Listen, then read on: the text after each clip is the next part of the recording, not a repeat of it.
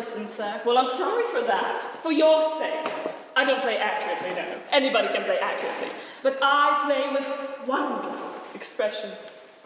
As far as the pianos are concerned, sentiment is my forte. Yes, sir. Have you got the cucumber sandwiches cut for Lady Bracknell? Yes, sir. By the way, Lane, last Thursday night when Lord Sean and Mr. Welling were dining with me,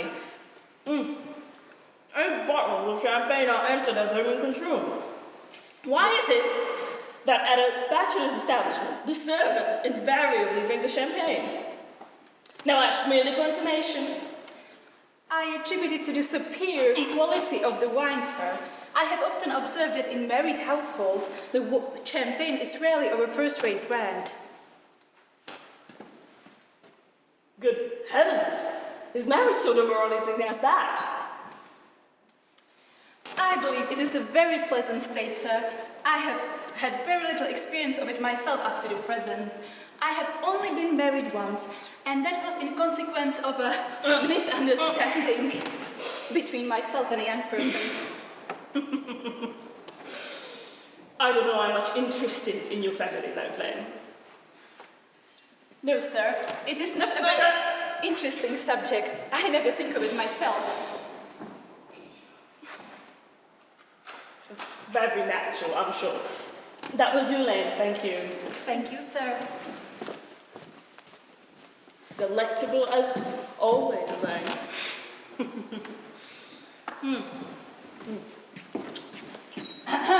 Mr. Ernest Worthing. How are you, my dear Ernest? What brings you up to town? A pleasure, pleasure. What else does bring anybody anywhere? Eating as usual, I see, Algie. I think it is customary in good society to have some slight refreshment at 5 o'clock. Now, where have you been since last Thursday? Oh, the country, the country. What on earth do you do there? Well, one is in town, one amuses oneself. When one is in the country, one amuses other people. Excessively boring. And who are the people you amuse? Neighbors, neighbors. What are neighbors in your part of Shropshire? Perfectly hoary. Never speak to one of them. How immensely you must amuse them. By the way, Shropshire is your county, is it not? Shropshire? Oh, yes, yes, but why all those cups? Why cucumber sandwiches? Why such reckless extravagance in one so young? Who is coming for tea? Oh, merely Aunt Augusta. And Gwendolen. How perfectly delightful. Yes, that is all very well, but I'm afraid Aunt Augusta won't quite approve of your being here. May I ask you why? Oh, my dear fellow, the way you flirt with Gwendolen is perfectly disgraceful. It is almost as bad as the way Gwendolen flirts with you. Well, I am in love with Gwendolen, and I've come out to town especially to propose to her. I thought you had come up for pleasure. I call that business. Utterly romantic you are. I really don't see anything romantic in proposing. No, it is very romantic to be in love. Nothing romantic about a definite proposal. One usually is accepted, I believe. Then the excitement is all over. The very essence of romance is uncertainty. If I ever get married, I'll certainly try to forget the fact. I have no doubt about that, my dear Algie. The divorce court was specially invented for people whose memory are so peculiar constituted. Oh, there is no use speculating on that subject. Divorces are made in heaven. Please do not touch your cucumber sandwiches. They are ordered specially for Aunt Augusta. Well, you've been eating them the entire time. Well, that is quite a different matter. She's my own. I have some bread and butter. The bread and butter is for Gwendolen. Gwendolen is devoted to bread and butter. Well, it looks like good bread and butter to me. You behave as if you were married to already. You are not married to already. And frankly, I don't think you ever will be. Why on earth would you say that? Well, in the first place, girls never marry the men they flirt with. Girls don't think it right. That is nonsense. It isn't. It is a great truth. It accounts for the extraordinary number of bachelors one sees all over the place. In the second place, I don't give my consent. Your consent? My dear fellow, Gwendolen is my first cousin, and before I allow you to marry her, you will have to clear up the whole question of Cecily. Cecily? What do you mean, Archie? What do you mean by Cecily? I don't know anybody with the name of Cecily. Bring me that cigarette case Mr. Worthing left in the smoking room the last time he dined here.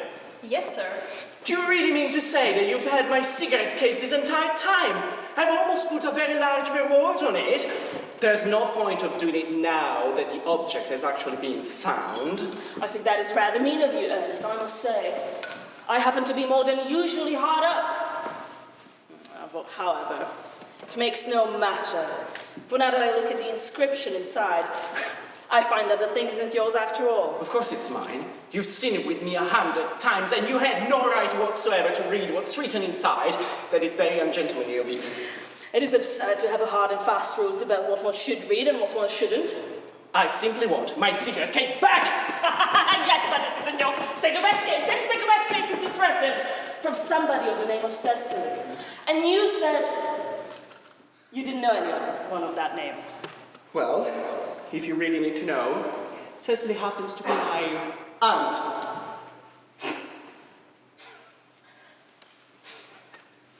Your aunt? Yes, charming old lady she is too. She lives in Tunbridge Wells. Now, just give it back to me. From little Cecily, with her fondest love. Why does she call herself Little Cecily? If she is your aunt who lives at Tunbridge Wells. My dear fellow, that is a matter that an aunt should surely be able to decide for herself. You seem to be of the idea that every aunt should be exactly like your aunt, which is absurd. Just give it back to me! But why does your aunt call you her uncle? From little Cecily, with her fondest love, to her dear Uncle Jack. Now why an aunt, no matter what her size may be, should call her own nephew her uncle? I can't quite make out. Besides, your name isn't Jack at all. It is Ernest. It isn't Ernest. It's Jack. You have always told me it was Ernest. I have introduced you to everyone as Ernest. You answer to the name of Ernest. You look as if your name was Ernest. You're the most Ernest-looking person I ever saw in my life. It is completely absurd you're saying your name isn't Ernest. It's on your card. Here is one of them. Mr. Ernest Worthing before the Albany. I'll keep this as a proof. Were you ever to deny it to me, to Gwendolyn, or to anyone else? Why is your partner recording this conversation? Obey. The butler is merely keeping my diary. Now go on, we're listening. Well, my name is Ernest in town, and Jack in the countryside, and that cigarette case was given to me in the countryside. Yes, but that does not account for the fact that your small Aunt Cecily, who lives at Tunbridge Wells, calls you her uncle. Come, old boy, you'd much better have the thing out at once. Now, go on, tell me the whole thing. I may mention that I have always suspected you of being a confirmed and secret Bunburyist, and I'm quite sure of it now. Bunburyist? What on earth do you mean by Bunburyist? I'll reveal to you the meaning of that incomparable expression as soon as you are kind enough to tell me why you are Ernest in town and Jack in the country. Well, produce my cigarette case first. Here it is. Now produce your explanation, and pray, make it improbable. There is nothing improbable about my explanation. Old Thomas CARDEW, the gentleman who adopted me when I was a boy, left me in his will guardian to his granddaughter. Cecily, who happens to call me uncle for matters of respect that you surely won't be able to appreciate, lives in my place in the country. Where is that place in the country, by the way? It is nothing to you, my dear boy. I'll make sure that you'll never be invited. What I can tell you is not in Shropshire. Oh, I suspected that, my dear fellow. I have Bunburyed all over Shropshire. On 2 separate occasions. Now tell me, why are you Ernest in town and Jack in the country? I'm not sure that you will be able to appreciate my real motives. You're hardly serious enough. Well, one is put in a place of guardianship. One has to assume a higher moral tone on every subject. And a higher moral tone can hardly be said to conduce to either one's wealth or happiness. So whenever I wanted to go to town, I pretended to have a younger brother who goes by the name of Ernest, who lives in the Albany and gets himself into the most dreadful scrapes. That, my dear Algie, is the entire truth, pure and simple. Thank you, Elaine, that will do. Thank you, sir. The truth is very pure and never simple. And you really are a bunburyist. I was quite right in saying you were a bunburyist. What on earth do you mean? You have invented a very useful younger brother, Ernest, in order that you may go up to town as often as you like. I have invented an invaluable, permanent invalid, Bunbury, in order that I may go down into the country whenever I choose. Bunbury is perfectly invaluable. In fact, if it weren't for Bunbury's extraordinary bad health, I wouldn't be able to dine with the Aquilises tonight, for I have really been engaged to Aunt Augusta for more than a week. Yeah, but I haven't asked you to dine anywhere with me tonight. I know. You're so careless about sending out invitations. It is so very foolish of you. Nothing annoys people as much as not receiving invitations. Then you better dine with your Aunt Augusta. I have no intention of doing anything of the kind. Whenever I do dine with her, I am either sent down with no woman at all, or two. I know perfectly well whom she will set me next to tonight.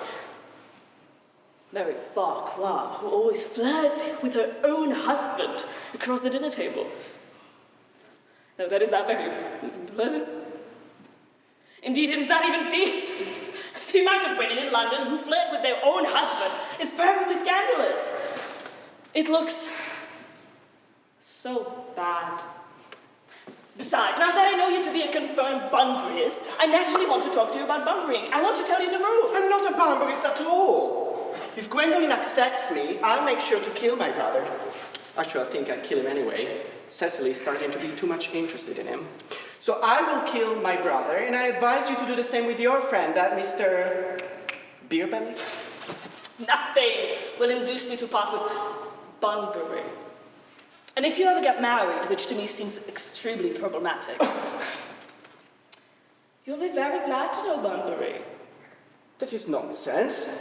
If I marry a charming girl like Gwendolen, I would not want to know Bunbury. Then your wife will. You don't seem to realize, my dear fellow, that in married life, 3 is company, and 2 is none.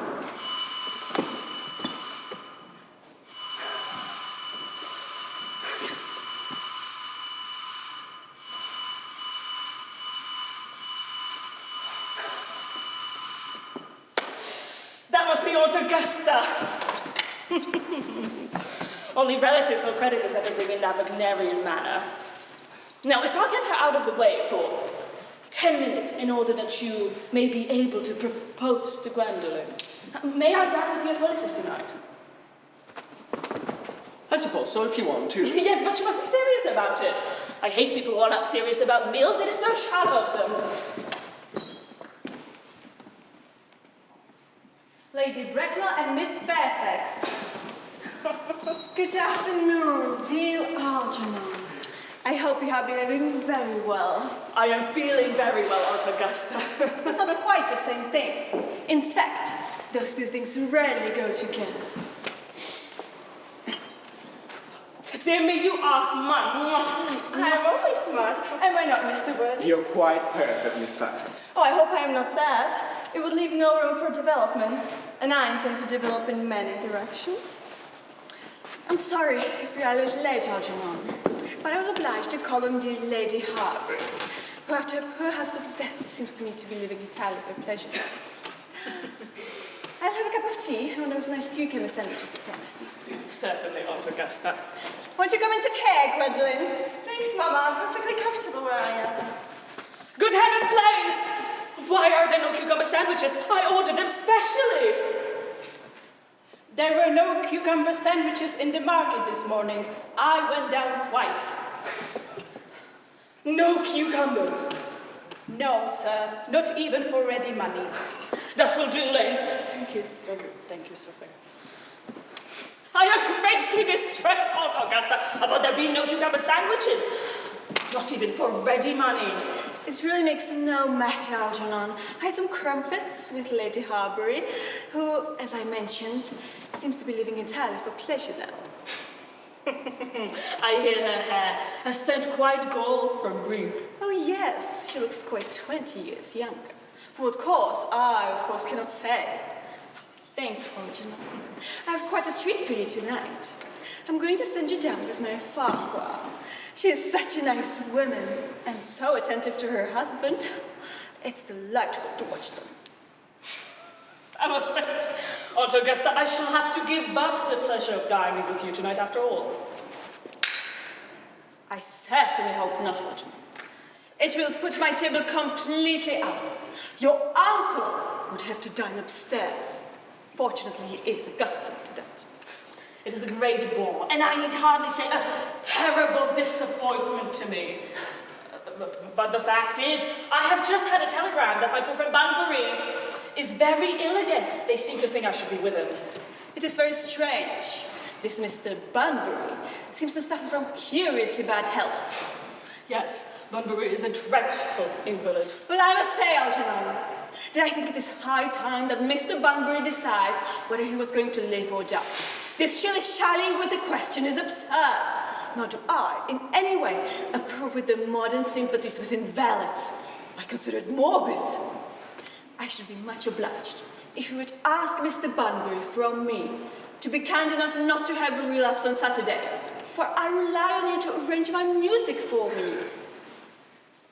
I'll speak to Banbury, Aunt Augusta, if he is still conscious. But I think I can promise you that he'll be all right by Saturday. Of course, the music is a great difficulty, but I'll run over the program I've drawn out, if you will kindly come into the next room for a moment. Thank you, Algernon. It is very thoughtful of you. French songs I cannot possibly allow. People seem to find them improper, and either look shocked, which is vulgar, or laugh, which is worse.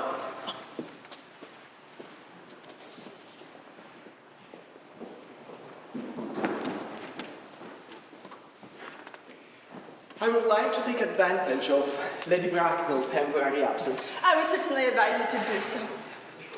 Miss Fairfax, ever since I first met you, I have admired you more than any girl that I've ever met since I met you. Yes, I am quite well aware of the fact, and I often wish that in public you had been more demonstrative. For me, you have always had an irresistible fascination. Even before I met you, I was far from indifferent to you. We live, as I hope you know, Mr. Worthing, in an age of ideals. And my ideal has always been to love someone of the name of Ernest.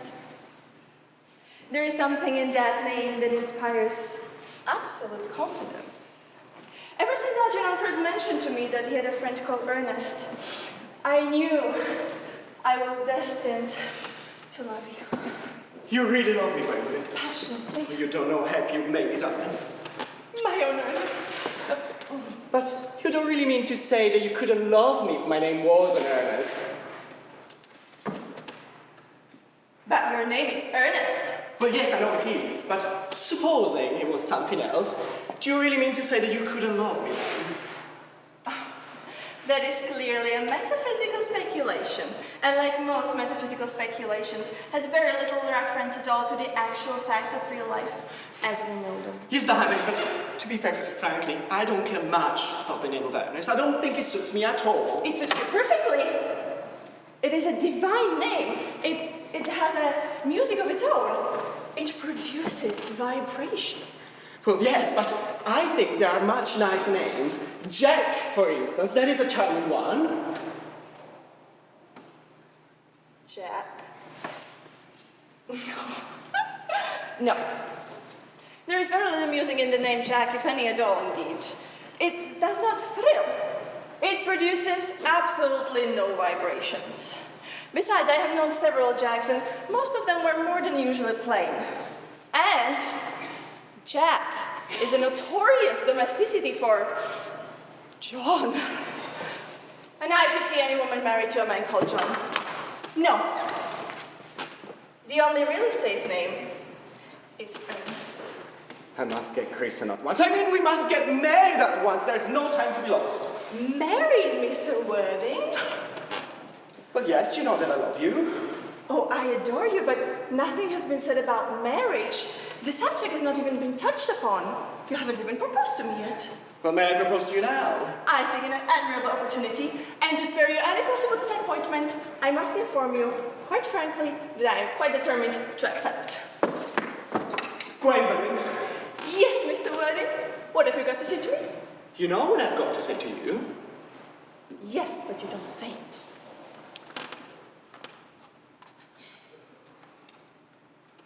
Gwendolen, will you marry me? Of course, darling. How long have you been about it? I'm afraid you have had very little experience in how to propose. I've loved anybody in the world but you. Well, yes, but men often propose for practice. I hope, Ernest, you will always look at me like that, especially when there are other people present. Mr. Worthing! Rise, sir, from this recumbent posture. It is most indecorous. Mama, I must beg you to retire. This is no place for you. Besides, Mr. Worthing has not quite finished yet. Finished what, may I ask? I'm engaged to Mr. Worthing, Mama.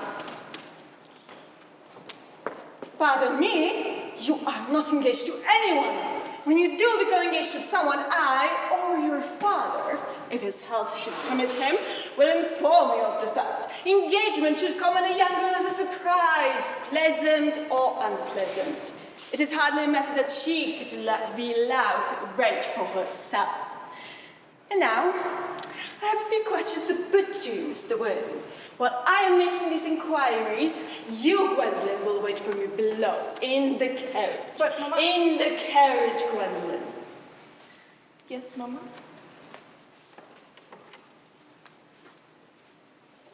Gwendolen, the carriage! Yes, Mama.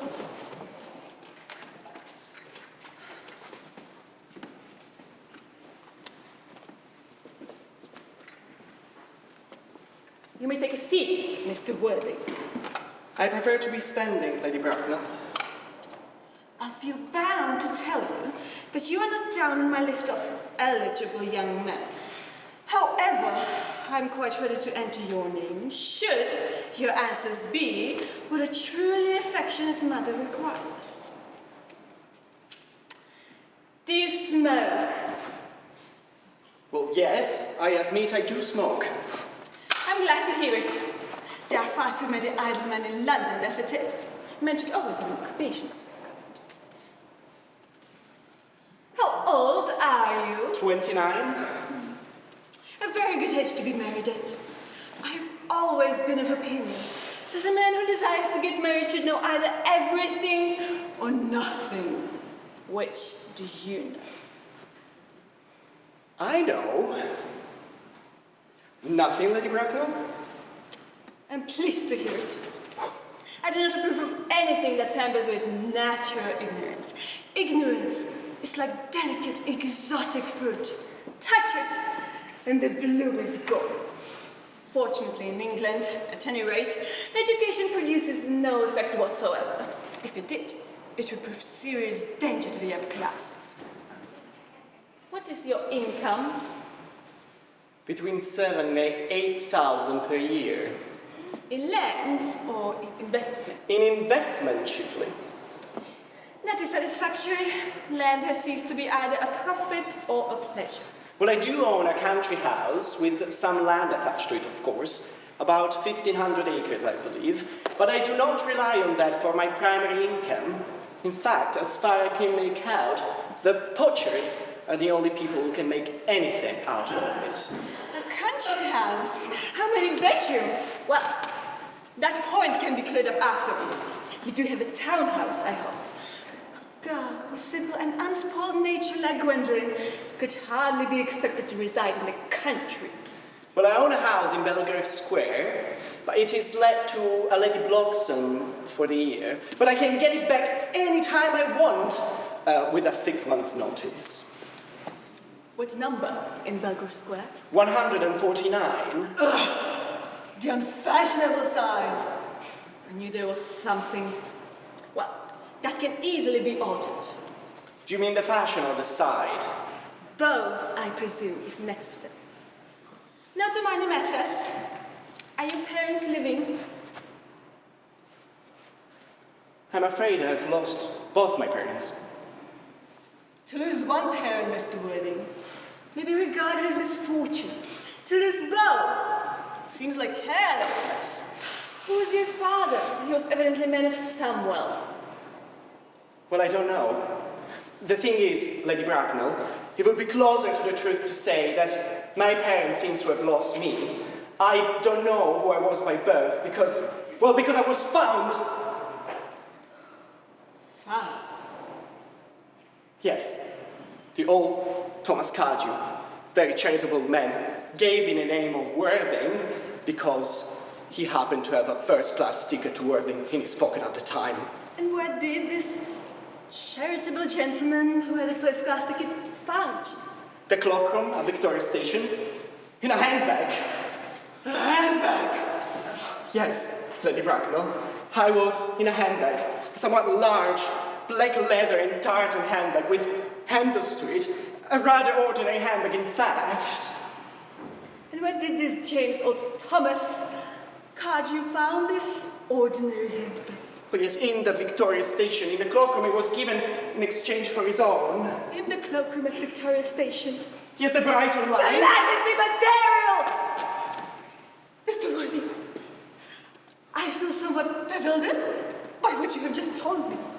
To be born, ordinary bread, in a handbag, whether it handles or not, seems to me to display contempt for the ordinary decencies of family life that reminds one of the worst excesses of the French Revolution. As for the particular locality, a cloakroom at a railway station could hardly be regarded as an assured position in good society. Well, may I ask you then what you would advise me to do? I hardly need to say that I would do anything to ensure Gwendolyn's happiness. I would strongly advise you, Mr. Worthing, to try and acquire some relations as soon as possible, and to make a definite effort to produce one parent of either sex before the season is quite over. Well, I don't know I could manage to do that. What I can do is produce the handbag. It is in my place in the country. That should really satisfy you, I think, Lady Bracknell. Me, sir? What has it to do with me? You can hardly imagine that I, or Lord Bracknell, would ever dream of allowing our only daughter, a girl brought up with the utmost care, to marry into a cloakroom and form alliance with a parcel? Ha! Good morning, Mr. Worthing. Good morning.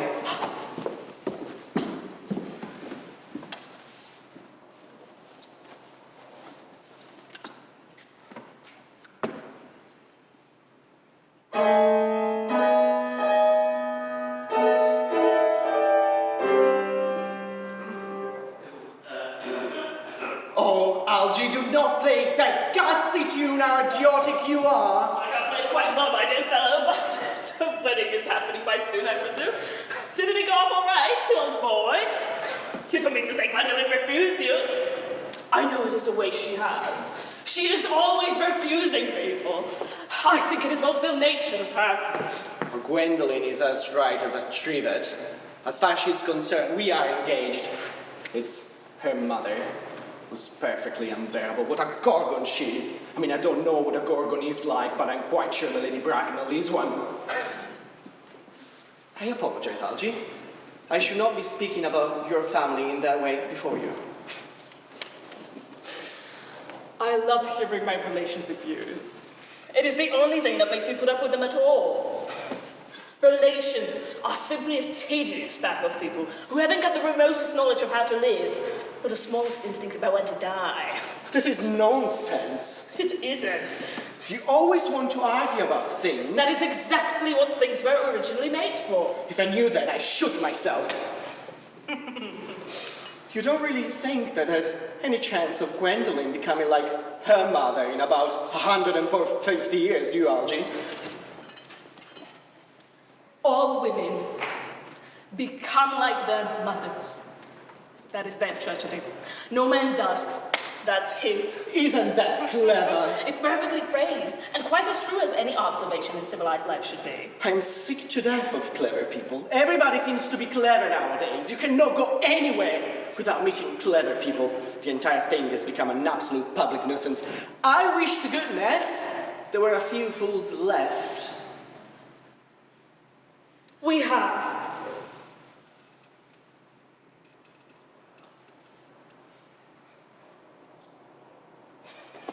By the way, did you tell Gwendolen the truth yet about your being Ernest in town and Jack in the country?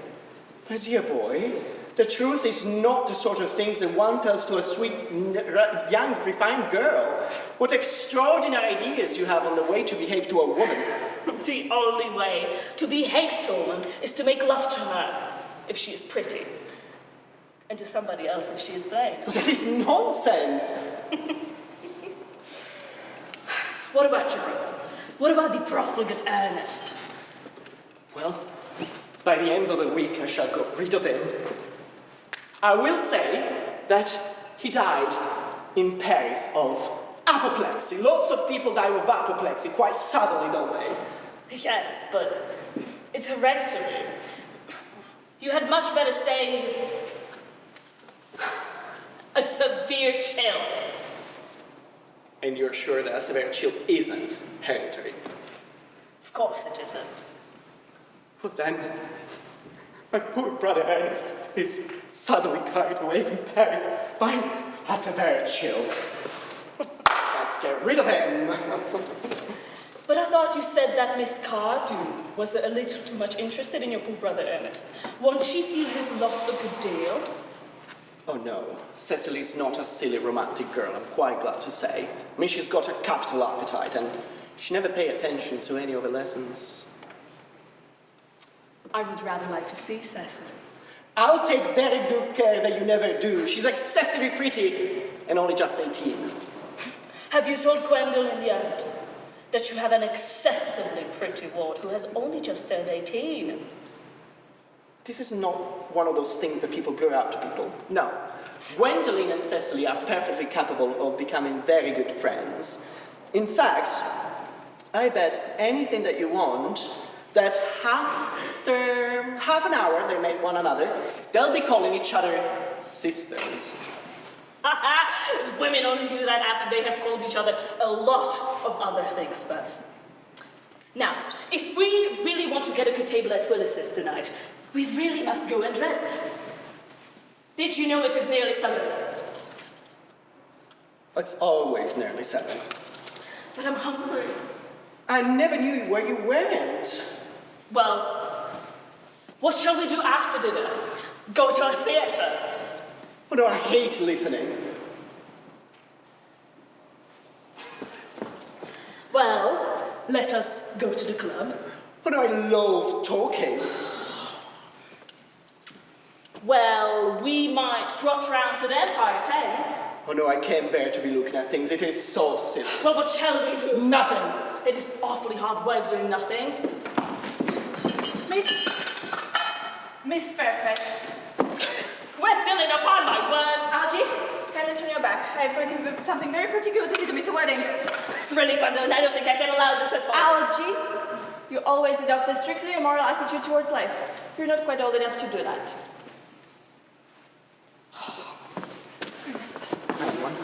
We may never be married. From the expression on Mama's face, I'm afraid we never shall. Few parents nowadays pay any regard to what their children say to them. Whatever influence I had over Mama, I lost at the age of 3. But although she may prevent us from getting married, nothing she can possibly do can alter your eternal devotion to me. And mine to you, of course. My dear Gwendolen. The story of your romantic origin, as related to me by Mama with unpleasing comments, has naturally stirred the deeper fibers of my nature. Your Christian name has an irresistible fascination. Your town address at the Albany I have. What's your address in the country? The Manor House, Walton, Hertfordshire. The Manor House, Walton, Hertfordshire. There's a good postal service, I suppose. It may be necessary to do something desperate.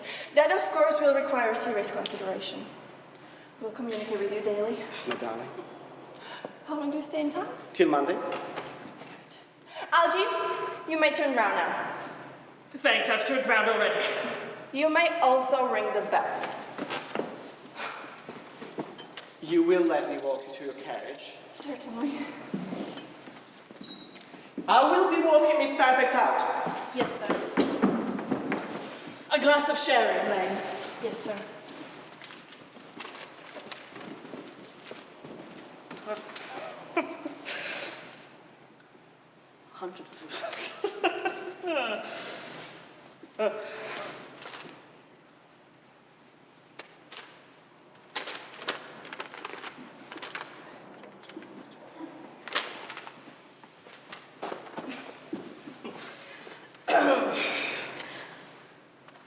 Tomorrow, Lane, I'm going bunburying. Yes, sir. I shall probably not be back until Monday morning. You may put up on my Bunbury suits. Yes, sir. I hope tomorrow will be a fine day then. It never is, sir. Lane. You're a perfect pessimist. Oh, I do my best to give satisfaction, sir. Because pick up those letters, will you? Goodness sake.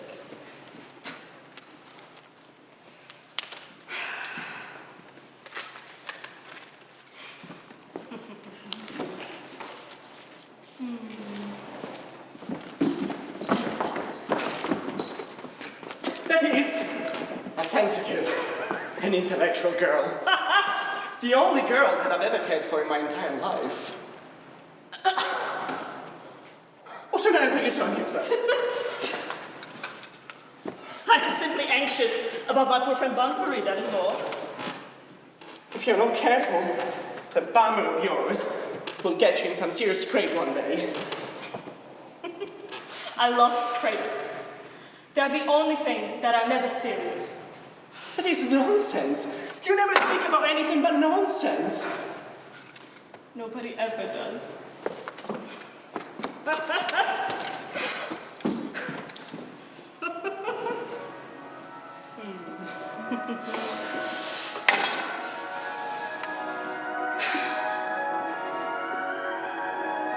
The Manor House. Walton. Hertfordshire.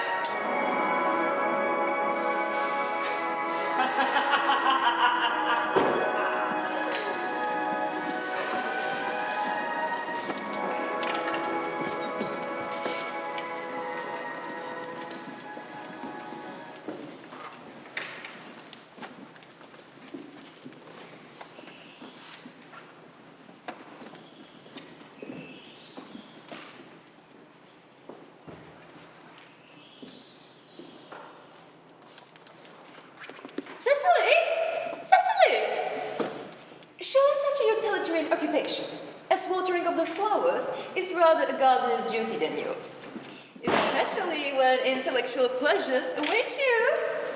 Your German grammar is on the table. Pray open it at page 15. But I don't like German. It isn't at all a becoming language. And I know perfectly well that I look quite plain after my German lesson. Child, you know how anxious your guardian is, that you should improve yourself in every way. He laid particular stress on your German as he was leaving for town yesterday. Uncle Jack is so very serious. Sometimes he's so serious that I think he cannot be quite well. Your guardian enjoys the best of health, and his gratitude demeanor is especially to be commended in one so comparatively young as he is.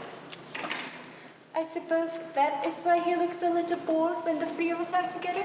Cecily! Mr. Worthing has many troubles in his life. You must remember his constant anxiety about that unfortunate man his young brother is. I often wish that Uncle Jack would allow that unfortunate young man, his brother, to come down here sometimes. We might have a good influence over him, Miss Prism. I'm sure you certainly would. I do not think that even I could produce any effect on such a vacillating character. I am not in favor of this modern mania of turning bad people into good people at a moment's notice. As a man sows, so let him reap. But men don't sow, Miss Prism. And if they did, I don't see why they should be punished for it. Cecily, you must put away your diary. I really do not see why you should keep a diary at all. I keep a diary in order to keep the wonderful secrets of my life. If I didn't write them down, I should probably forget all about them. Memory, my dear Cecily, is the diary we all carry about with us. Yes, but memory usually chronicles the things that never happened and couldn't possibly have happened. I believe that memory is really responsible for all the 3-volume novels that Maddie sends us. Do not speak slightingly of the 3-volume novels, Cecily. I wrote one myself in my younger days. Did you really, Miss Prism?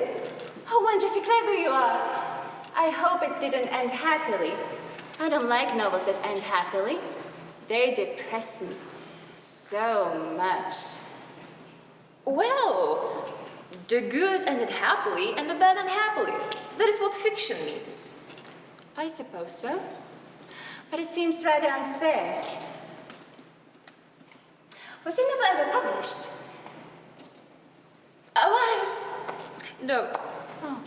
The manuscript, unfortunately, was abandoned. What? I use the word in a sense of lost or mislaid. But to your work, child, these speculations are profitless.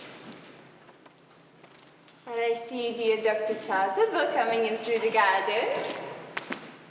Dr. Chasuble! This is indeed a pleasure. Ah, how are we this morning? Miss Prism, I trust you're well. Miss Prism has just been complaining of a slight headache. I think it'd do her so much good if she took a little stroll with you in the park, Dr. Chasuble. Cecily, I have not mentioned anything about headache. I know that, Miss Prism, but I felt instinctively that she had a headache. Indeed, I was thinking about that and not about my German lesson when the rector came in. Oh, I hope, Cecily, you're not inattentive. Oh, I'm afraid I am. That is strange. Were I fortunate enough to be Miss Prism's pupil, I would hang upon her lips. Excuse me? I spoke metaphorically. My metaphor was drawn from... Bees. Mr. Welding, I suppose, has not returned from the town yet. No, we do not expect him till Monday afternoon. Oh, yes, he likes to spend his Sundays in London. He's not one of those whose sole aim is enjoyment, as by all accounts his unfortunate brother seems to be. But I must not disturb Egeria and a pupil any longer. Egeria? My name is Letitia, Doctor. A classical illusion, merely, drawn from pagan authors. I'll see both no doubt at evensong. I think I will have a stroll with you, dear Doctor. I find I have a headache, after all, and a walk might do it good. With pleasure, Miss Prism, with pleasure. We might walk as far as to the schools and back. That would be delightful. Cecily, you will read your political economy in my absence.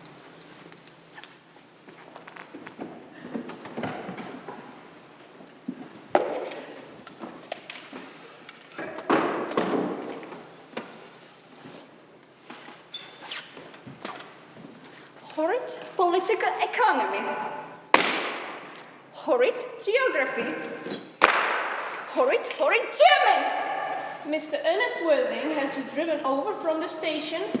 He has brought his luggage with him. Mr. Ernest Worthing before the Albany. Uncle Jack's brother. Did you tell him Mr. Worthing was in town? Yes, miss. He seemed very much disappointed. I have mentioned that you and Miss Prism were in the garden. He said he was anxious to speak to you privately for a moment. Pray Mr. Ernest Worthing to come here. And I suppose you may arrange a room for him. Yes, miss. I've never really met any truly wicked person before. I'm already frightened. I'm so afraid he will look just like everyone else. Oh, he does. And you must be my little cousin Cecily, I'm sure. You must be under some strange mistake. I'm not little. In fact, I believe I'm more than usually tall for my age. But I am your cousin Cecily. And you, from your card, I see, are Uncle Jake's brother, my cousin Ernest, my wicked cousin Ernest. Oh, I am really not wicked at all, cousin Cecily. You mustn't think that I am wicked. If you're not, then you have been certainly deceiving us all in a very inexcusable manner. I hope you have not been leading a double life, pretending to be wicked and being really good all the time. There would be hypocrisy. Of course, I have been rather reckless. I'm glad to hear it. In fact, now that you mention the subject, I have been very bad in my own small way. I don't think you should be so proud of that. Though I'm sure it must have been very pleasant. It is much pleasanter being here with you. I can't understand how you're here at all. Uncle Jake won't be back until Monday afternoon.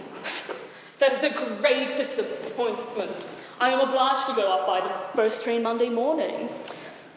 I have a business appointment that I am anxious to miss. Couldn't you miss it anywhere but in London? Oh no, the appointment is in London. Oh. Well, of course I know how important it is not to keep a business engagement if one wants to retain the beauty of life. But still, I think you should wait until Uncle Jack arrives. I know he wants to speak to you about your emigrating. About my what? You're emigrating? He's going up to buy your outfit. I certainly wouldn't let Jack buy my outfit. He has no taste in neckties at all. I don't think you will require neckties.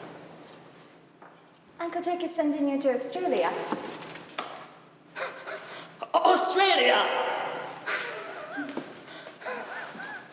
I'd sooner die. Well, he said to dinner Wednesday night that you would have to choose between this world, the next world, and Australia. Oh. Yes. Well, the accounts I have received of the next world and Australia are not particularly encouraging. This world is good enough for me, cousin Cecily. Yes, but are you good enough for it? I'm afraid I'm not that. That is why I want you to reform me. You might make that your mission, if you don't mind, cousin Cecily. I think I have no time this afternoon. Well, would you mind my reforming myself this afternoon? That is rather idealistic of you, but I think you should try. I will.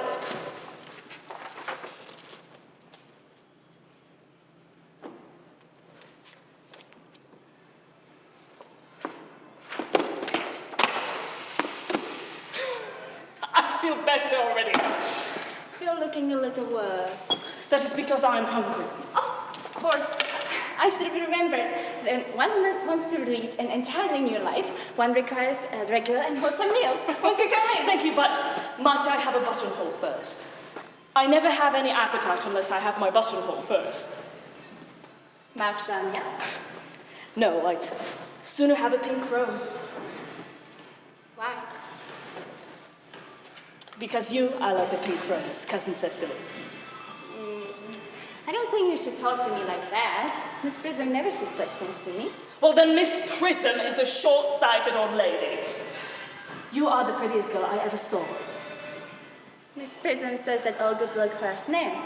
They are a snare that every sensible man would like to be caught in. I don't think I would catch the care sensible man. I should know what to talk to him about.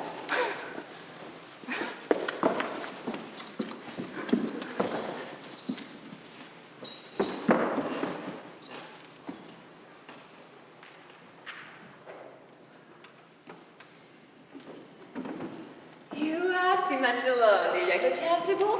You should get married. A misanthrope I can't understand. A womanthrope. Never. Believe me, I do not deserve so neologistic a phrase. The precept as well as the practice of the primitive church was distinctly against matrimony. That is obviously the reason why the primitive church has not lasted up to the present day. You do not seem to realize, dear doctor, that by persistently remaining single, a man converts himself into a permanent public temptation. I think that man should be more careful. This very celibacy leads weaker vessels astray. But is a man not equal as attractive when married? No married man is ever attractive, except to his wife. And often I've been told not even to her. That obviously depends on the intellectual sympathies of the woman. Maturity can always be depended on. Ripeness can be trusted.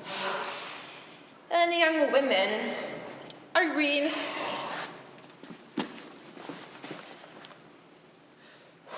I spoke horticulturally. My metaphor was drawn from fruits. But where is CECILY? Perhaps she followed us to the schools. Mr. Wilde! This is indeed a surprise. We did not expect you till Monday afternoon. I've returned sooner than expected. Oh, Dr. Chasuble, I hope you're all right. Mr. Wilde, I trust this garble does not betoken some terrible calamity. My brother. More shameful deaths and extravagance. Still leading his life of pleasure? Dead. Your brother Ernest, dead? Quite dead. What a lesson for him. I trust he will profit by it. Mr. Wedding, I offer you my sincere condolence. You have at least the consolation of knowing that you were always the most understanding of brothers. Poor brother Ernest. He had many faults. But this is a sad, sad blow. Very sad indeed. Were you with him at the end? Oh no, he died abroad. In Paris, in fact. I received a telegram last night. And was the cause of death mentioned? As a virtue, it seems. As a man sows, so shall he reap. Charity, dear Miss Prison, charity. None of us are perfect. I myself am peculiarly susceptible to drafts. Mr. Wedding, will the interment take place here? Oh no, he seems to have expressed a desire to be buried in Paris. In Paris? I fear that hardly points to any very serious state of mind at the last. You will no doubt wish me to make some slight allusion to this tragic domestic affliction next Sunday. My sermon on the meaning of the manna in the wilderness can be adapted to almost any occasion. Joyful or, as in this present case, distressing. I have preached at harvest celebrations, christening. Christening? That reminds me, Dr. Chasuble. I suppose you know how to christen all right. I mean, you must be christening continuously. It is, I regret to say, one of the rector's most constant duties in parish. I have often spoken to poor classes on the subject, but they do not seem to know what thrift is. But, Mr. Wedding, is there any particular infant in whom you are interested? Your brother was, I believe, unmarried. Yes. People who live entirely for pleasure usually are. But it isn't for any child, dear doctor. I mean, I am very fond of children. Well, No! I would like to be christened this afternoon if you've got nothing better to do. But, Mr. Wedding, you have been christened already, weren't you? Well, I don't remember anything about it. Have you any grave doubts on the subject? I certainly intend to. Oh, but I don't know if that would bother you in any way, or if you think that I'm a little bit too much grown up now. Not at all. Sprinkling and, indeed, the immersion of adults is perfectly canonical practice. Immersion. You need have no apprehensions. Sprinkling is all that is necessary. Or, indeed, I think, advisable.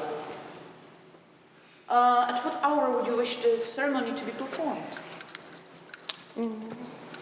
I might trot at around 5:30, if that would suit you. Oh, perfectly. Indeed, I have 2 similar ceremonies to perform at that time. A case of twins that occurred recently at one of the outlying cottages on your own estate, actually. Oh no, I don't see much fun in being christening alongside older babies. That would be childish. Would 5:30 do? Perfectly.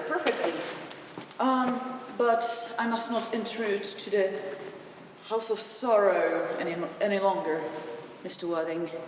I merely beg you to not be too much bound down by grief. What seems to us bitter trials are often blessings in disguise. There seems to me to be a blessing of an extremely obvious kind.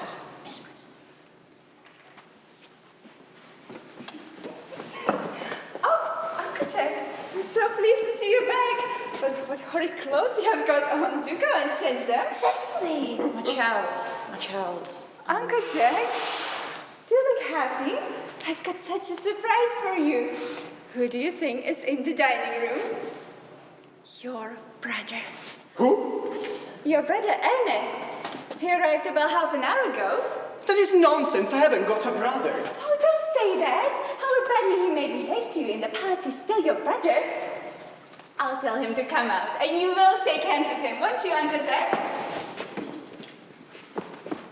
These are very joyful tidings. After we had all been resigned to his loss. This seems to me to be peculiarly distressing. My brother is in the dining room. I don't know what it all means. I think this is absurd. Good heavens! Brother John, I have come down from town to tell you that I am very sorry for all the trouble I've given you, and that I intend to lead a better life in the future. Uncle Jack, you're not going to refuse your own brother's hand? Nothing would induce me to take his hand. I think he's coming down here perfectly disgraceful, and you know perfectly well why. Uncle Jack, to be nice, there's some good in everyone. Ernest has been just telling me about his poor invalid, Mr. Banbury, that he goes to visit so often. Well, he has been talking about Banbury, hasn't he? Oh, yes. He's been telling me all about Mr. Banbury in his terrible state of health. Well, I won't have him to talk to you about Banbury nor anything of the sort. It is enough to drive one perfectly frantic. Of course, I admit that all the faults were on my side. But I must say, Brother John's coldness to me is peculiarly painful. I have expected a more enthusiastic welcome. Uncle Jack, if you won't shake hands with Ernest, I will never forgive you. Never forgive me? Never, never, never. Well, this is the last time that I shall ever do so. Oh, it is beautiful, is it not, to see such perfect reconciliation? I think we shall leave the 2 brothers together. Cecily, you will come with us. Certainly, my little task of reconciliation is over. You have done a beautiful work today, my dear child. We must not be premature in our judgments. I feel very happy. Aldi, you young scoundrel, you've got to leave! I don't allow any Banbury in here! I have put Mr. Ernest's things to the room next to yours, sir. I suppose that is all right? What? Mr. Ernest's luggage, sir. I have unpacked it and put it to the room next to your own. His luggage? Yes, sir. 3 portmanteaus, dressing case, 2 hat boxes, and a large luncheon basket. I'm afraid I can't stay for more than a week this time. Merriman, order the dog cart at once. Mr. Ernest has suddenly been called back to town. Yes, sir. What a fearful lie you are, Jack. I've not been called back to town at all. Your duty as a gentleman calls you back. My duty as a gentleman has never interfered with my pleasures in the smallest degree. I can quite believe so. Well, Cecily is a darling. I won't have you talking about Miss Cardew in that way. I don't like it. Well, I don't like your clothes. Why on earth won't you go up and change? You look completely ridiculous in them. It is so childish to be in deep mourning for a man who is actually staying with you for a whole week in your house as a guest. I call it grotesque. I won't have you staying here as a guest for an entire week or anything of that sort. You've got to leave by the 4 or 5 train. I certainly won't leave you as long as you are in mourning. If I were in mourning, you'd stay with me, I suppose. I would think it very unkind if you didn't. Will you go if I change my clothes? Yes, if you're not too long. I have never seen anybody take so long to dress, and with such little result. At any rate, it is better than being always overdressed like you are. If I am occasionally a little overdressed, I always make up for it by being immensely overeducated. Your vanity is ridiculous. Your conduct an outrage. And you being here in my garden, an absolute disgrace. I wish you a pleasant journey back to town. This band-wearing, as you call it, has not been a great success for you, has it?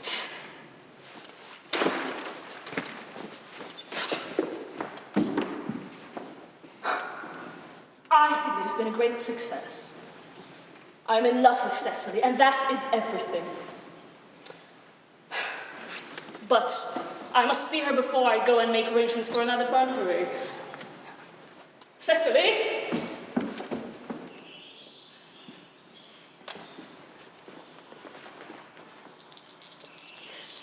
The first part of the performance is now over. A 10-minute break may start.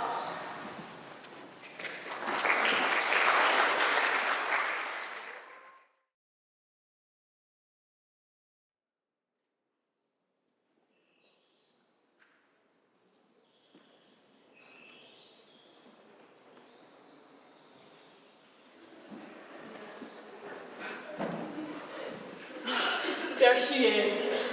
Oh, Amelie came back to water the roses. Thought you were with Uncle Jack? He's gone to order the dog cart for me. Oh, is he going to take you for a nice drive? No. He's going to send me away. Then have we got to part? I'm afraid so. It's a very painful parting. It is always painful to part from people who one has known for a very brief space of time. Even a momentary separation from anyone to one has just been introduced. It's almost unbearable. Thank you. The dog cart is at the door, sir. It can wait, Merriman, for 5 minutes. Yes, miss. I hope, CECILY, I shall not offend you by stating quite frankly and openly that you seem to me to be in every way the absolute personification of perfection. I think your fragrance gives you nice credit, Ernest. If you will allow me, I will copy your remarks into my diary. You also keep a diary. And you write it yourself. Oh, I'd give anything to look at it. May I? Oh, no. When it appears in volume form, I hope you order a copy. Oh, pray, Ernest, don't stop. I have reached absolute perfection.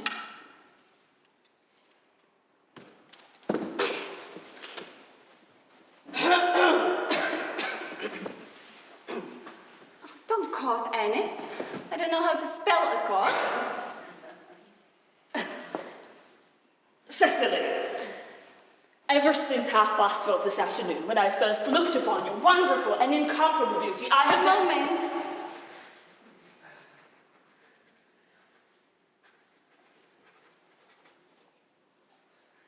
to love you.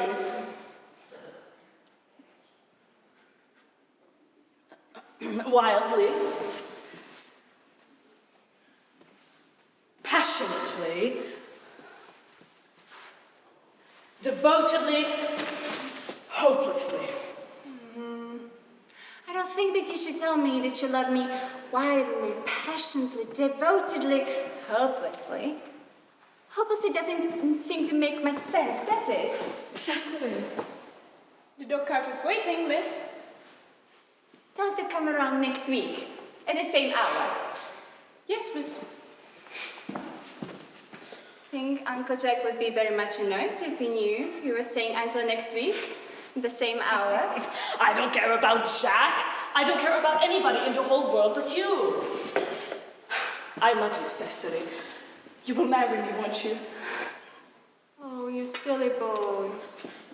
Of course. Why, we have been engaged for the last 3 months. For the last 3 months? Yes. It will be exactly 3 months this Thursday. But how did we become engaged? Well, ever since dear Uncle Jack first confessed to us that he had a younger brother who was very wicked and bad, you, of course, a former chief topic of conversation between myself and Miss Prism. And of course, a man who is much talked about is always very attractive. I dare say it was foolish of me, but I fell in love with you, Ernest. Darling. And when was the engagement actually settled? On the 14th of February last. Worn out by your entire ignorance of my existence, I determined to end the matter one way or the other. After a long struggle with myself, I accepted you. The next day, I bought this little ring in your name, and this is the bangle with the 3 lovers' note I promised you always to wear. Did I give you this? It's very pretty, isn't it? You have a wonderfully good taste, Ernest. It's the excuse I've given you for always leading such a bad life. Oh, and this is the box where I keep all your dear letters. My letters! But my own sweet Cecily, I have never written you any letters. Oh, you need hardly remind me of that, Ernest. I only remember too well that I was forced to write your letters for you. I always wrote 3 times a week. Sometimes oftener. Oh, do let me read them, Cecily. Oh, no. It would make you far too conceited. The 3 you wrote me when I'd broken off the engagement are so beautiful. And so badly spelled that even now I can hardly read them without crying a little. But was our engagement actually broken off? Of course it was. On the 22nd of last March. You may see the entry if you like.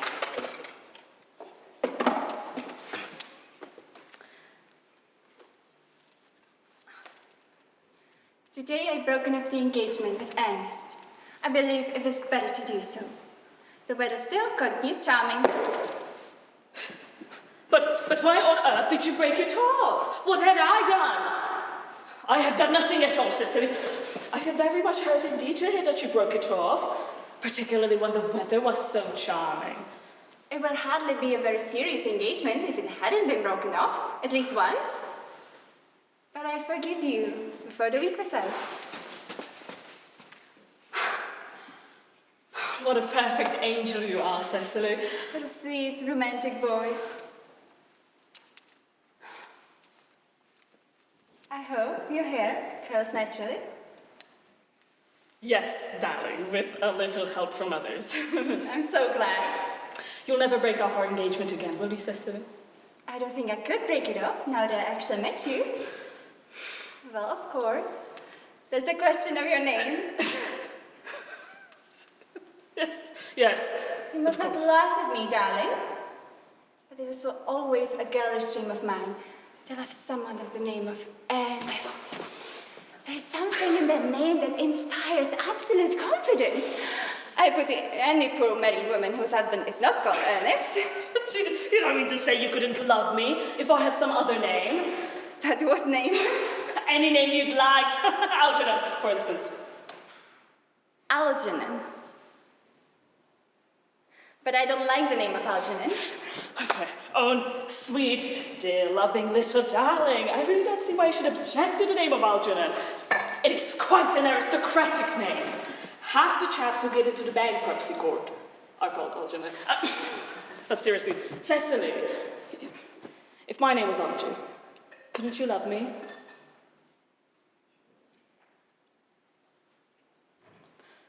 I might respect you, Ernest. I might admire your character. But I don't think I should be able to give you my undivided attention. Cecily, your rector here is, I suppose, thoroughly experienced in all the practice and ceremonials of the church. Oh, yes. Dr. Chasuble is a much-learned man. He's never written a single book in his life, so you must imagine how much he knows. I must see him at once on the most important christening, on most important business. I shan't be away for more than half an hour. Considering that we have been engaged since February the 14th, and I only met you today for the first time, I think it is very hard for you to leave me for so long of a period of half an hour. Couldn't you make it 20 minutes? I'll be back in no time. What a precious boy he is. I like his hair so much. I must write his proposal into my diary. Miss Fairfax has just called to see Mr. Worthing. On very important business, Miss Fairfax states. Isn't Mr. Worthing in his library? Mr. Worthing went in the direction of the rectory some time ago. Oh. Pray ask the lady to come here. I'm sure Mr. Worthing is going to be back soon. And you may bring tea. Yes, miss. Miss Fairfax. I suppose one of the good elderly women who are associated with Uncle Jack and some of his philanthropic work in London. I don't like women who are associated with philanthropic work. I think it is so forward of them. Miss Fairfax.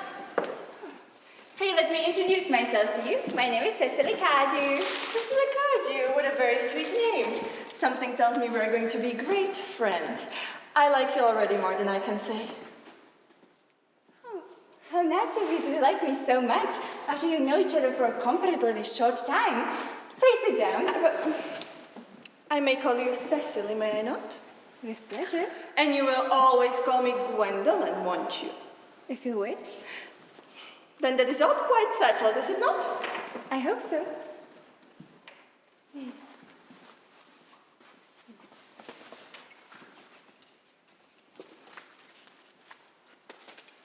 Perhaps this might be a good opportunity of my mentioning who I am. My father is Lord Bracknell. You have never heard of Papa, I suppose? I don't think so. Outside the family circle, Papa, I'm glad to say, is entirely unknown. And that is quite as it should be. The home seems to me to be the proper sphere for the man. And once a man begins to neglect his domestic duties, he becomes painfully effeminate, does he not? And I don't like that. It makes men so very attractive. Cecily. Mama, whose views on education are remarkably strict, has brought me up to be extremely short-sighted. It is part of her system. Oh. Would you mind my looking at you through my glasses? Not at all, Gwendolen. I'm very fond of being looked at.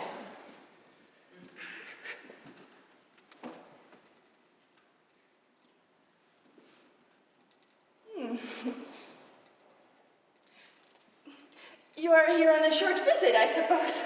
Oh, no, I live here. Mother or a female relative of advanced years resides here also? No, I have no relations. My dear guardian, with the assistance of Miss Prism, has the laborious task of looking after me. Your guardian? Oh, yes, I'm Mr. Worthing's ward. Oh. He never mentioned to me that he had a ward. How secretive of him. He grows more interesting hourly. Cecily, I am very fond of you, but I must confess that now that I know that you are Mr. Worthing's ward, I cannot help expressing a wish that you were quite a little older than you seem to be and not quite so alluring in appearance. In fact, if I may speak candidly... Pray do, Gwendolen.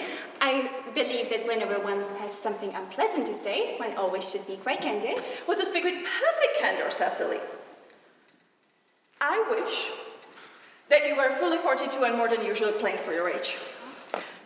Ernest has a strong, upright nature. He's the very soul of truth and honor. Yes, but even the man of the noblest possible moral character can become susceptible to the physical charms of I beg others. your pardon, Gwendolyn. Did you say Ernest? Ernest, yes. Oh, but it isn't Mr. Ernest Wedding, who's my guardian. It's his brother, his elder brother. Oh. He never mentioned to me that he had a brother. I'm sorry to say they have not been on good terms for a very long time. Oh, that accounts for it. Now that I think about it, I have never heard any man mention his brother. The subject seems distasteful to most men. Cecily. It would have been terrible if there were any cloud to come over our friendship, would it not? Of course, we are quite sure it is not Mr. Ernest Wedding that is your guardian. Quite sure. In fact, I'm going to be his. I beg your pardon? Dearest Gwendolyn, there is no reason why I should make a secret out of it to you. I'm sure a little county newspaper is going to chronicle the fact next week. Mr. Wedding and I are engaged to be married. Cecily! I feel there must be some slight error. Mr. Ernest Wedding is engaged to me. The announcement will appear in the Morning Post Saturday at the latest. I'm afraid you must be under some misconception. Ernest proposed to me exactly 10 minutes ago. Oh, well, that is certainly very strange, for he asked me to be his wife yesterday afternoon at 5:30. If you would care to verify the incident, pray do so. I never travel without my diary. One should always have something sensational to read in the train. Anyway, I'm sorry if it caused you any possible disappointment, Cecily, but I am afraid I have the prior claim.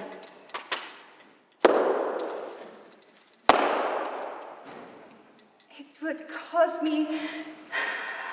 I hope this would not cause you any mental or physical anguish, dearest Gwendolyn, but I feel bound to point out that since Ernest proposed to you, he clearly has changed his mind. If the poor fellow has been entrapped into any foolish promise, I shall consider it my duty to rescue him at once and with a firm hand. Whatever unfortunate entanglement my dearest boy got himself into, I will never reproach him with it after we are married. Do you allude to me, Miss CARDEW, as an entanglement? You are presumptuous. On an occasion of this kind, it becomes more than a moral duty to speak one's mind. It becomes a pleasure. Do you suggest, Miss Fairfax, that I've entrapped Ernest into engagement? How dare you?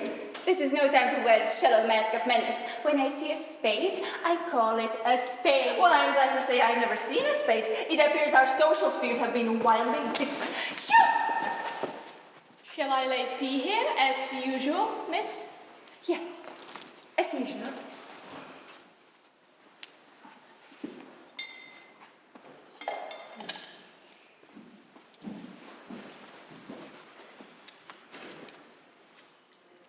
Are there many interesting walks in the vicinity, Miss CARDEW? Oh, yes, great many. From one of the hills, quite close, I can see 5 counties. 5 counties! I don't think I should like that. I hate crowds. I suppose that is why you live in town.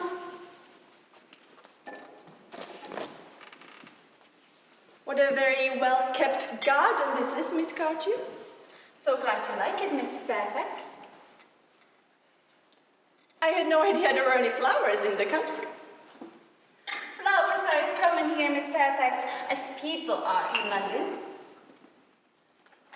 Personally, I cannot seem to understand how anybody manages to exist in a country, if anybody who is anybody does. The country always bores me to death. Ah, that is what the newspaper call agricultural depression, is it not? I believe that aristocracy are suffering very much from it just at present. May I offer you some tea, Miss Fairfax? Thank you.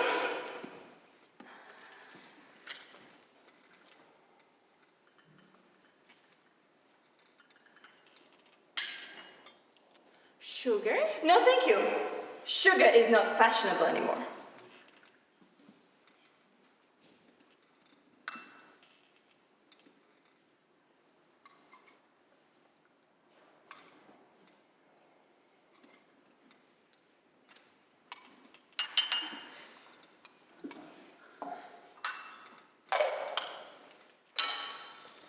Cake or bread and butter? Bread and butter, please.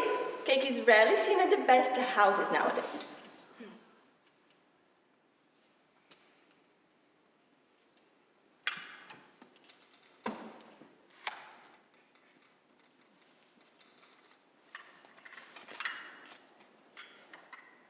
And that to Miss Fairfax.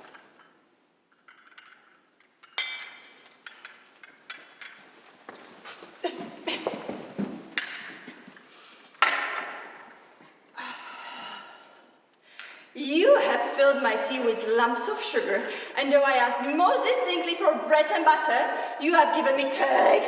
I am known for the gentleness and extraordinary sweetness of my nature. But I warn you, Miss Cardew, you may go too far. To save my poor, innocent, trusting boy from the machinations of any other girl, there are no lengths to which I would not go. From the moment I saw you, I distrusted you. I knew you were false and deceitful. My first impressions of people are invariably right. It seems to me, Miss Fairfax, that I've been trespassing in your valuable time. No doubt you have many other calls of similar character to make in the neighborhood. Oh! Gwendolyn, darling. Ernest. A moment, Ernest. May I ask if you are engaged to be married to this young lady? To dear little Cecily? Of course not. What could have put that into your own head? Thank you. You may. I knew there must be some misconception, Miss Fairfax. The gentleman whose arm is currently around your waist is my guardian, Mr. John Wilde. I beg your pardon? This is Uncle Jack. Jack? Ah! Here is Ernest. A moment. Ernest, may I ask you, are you engaged to be married to this young lady? To what young lady? Good heavens, Gwendolyn. Yes, to good heavens, Gwendolyn. Of course not. What could have put such an idea into your pretty little head? Thank you. You may. I felt there was some slight error, Miss Cardew. The gentleman that is now embracing you is my cousin, Mr. ALGERNON MONCRIEFF. ALGERNON MONCRIEFF. Are you really called ALGERNON?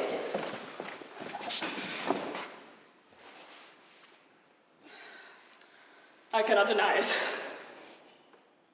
Oh. Is your name really John? I could deny it if I liked it. But no, my name certainly is John. It has been John for years. Gross deception has been practiced on both of us. My poor wounded Cecily. My sweet, wrong Gwendolyn. You will call me sister.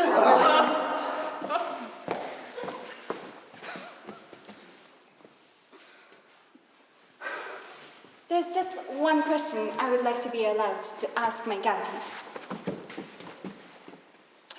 An admirable idea. Mr. Wedding! There is just one question I would like to put to you. Where is your brother Ernest? We're both engaged to be married to your brother Ernest, so it is of some importance to us to know where your brother Ernest is at present. Gwendolyn, Cecily, it is quite painful for me to be forced to speak the truth. It is the first time in my life that I've ever been put in such a painful position. However, frankly, I have no brother Ernest. I have no brother at all. I've never had a brother, and I certainly do not intend of ever having one in the future. No brother at all? None. Not even of any kind? Not of any kind. I'm afraid it is quite clear, Cecily, that neither of us is engaged to be married to anyone. It is not a very pleasant position for a young girl to suddenly find herself ill, is it? Let us go into the house. They will hardly venture to come after us there. Men are so cowardly, aren't they?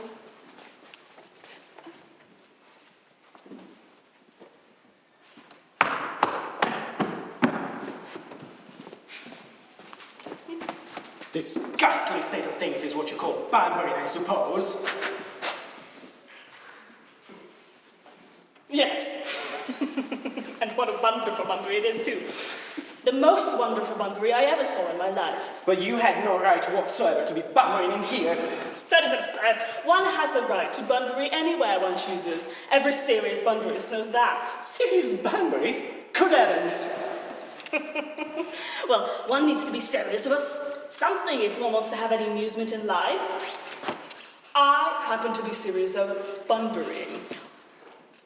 You happen to be serious about everything, I should fancy. You have such a trivial nature. The only small satisfaction out of this all horrible trouble is the fact that your friend Banbury is quite exploded. But dear Algie, you won't be able to come down to the country as often as he's used to, and that is a very good thing too. Your brother seems a little off-color, doesn't he, dear Jack? You won't be able to disappear to London quite so frequently as your wicked custom was, and not a bad thing either. As for your conduct towards Miss CARDEW, I think taking in a sweet, simple, innocent girl like that is quite inexcusable, not to mention she's my ward. I can see no possible defense at all for your deceiving a brilliant, clever, thoroughly experienced young lady as Miss Fairfax. Not to mention the fact that she is my cousin. I want to be engaged to Gwendolen, that is all. I love her. Well, I simply wanted to be engaged to Cecily. I adore her. But there's not really a chance of you marrying Miss CARDEW now. I don't think there is much likelihood, dear Jack, of you and Miss Fairfax being united. That is none of your business.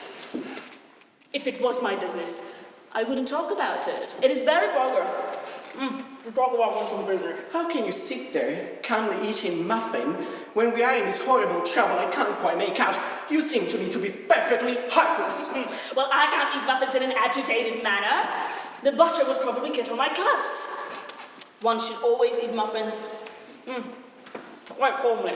It is the only way to eat them. I think it is quite heartless for you to be eating muffin at all, under the circumstances. When I am in trouble, eating is the only thing that consoles me. Indeed, when I am in really great trouble, as anyone who knows me intimately will tell you, I refuse everything except food and drink. At the present moment, I am eating muffins because I am unhappy. Besides, I am perfectly fond of eating muffins. Well, there is no reason for you to be eating them all in that greedy way.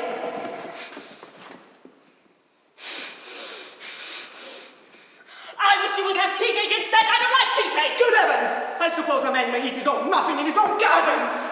But you have just said it's perfectly heartless for one to eat muffins. I said it is perfectly heartless for you to be eating muffin at all, under the circumstances. That is a very different thing too. That may be, but the muffins are the same. Algie, why don't you fuck off? You can't possibly ask me to do that without having some dinner first. I never go without my dinner. Nobody ever does except vegetarians and people like that. Besides, I have just made arrangements to be christened at 5:45 under the name of Ernest. Well, I made arrangements this morning with Dr. Chasuble to be christened at 5:30, and I'll be naturally taking the name of Ernest. Gwendolen would wish it. We can't both be named Ernest. That would be absurd. Besides, I have a perfect right to be christened if I like to. There is no proof at all that I've ever been christened. It is very different in your case. You've been christened already. Yes, but I've not been christened in years. Yes, but you have been christened. That is the important thing. Quite so. So I know my constitution can stand it. If you're not quite sure about your ever having been christened, I think it is rather dangerous you're venturing on it now. It might make you very unwell. You can hardly have forgotten that somebody very nearly connected with you was very nearly carried off this week in Paris by Sabirche. But I thought you said a Sabirche wasn't hereditary.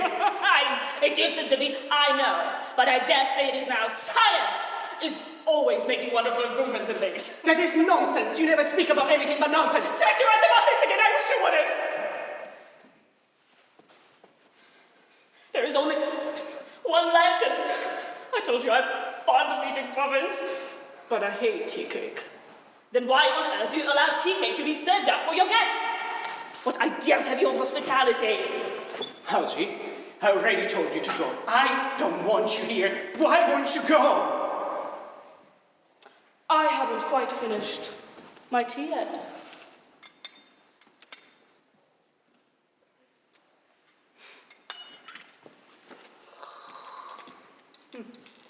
And besides, there's still one muffin left.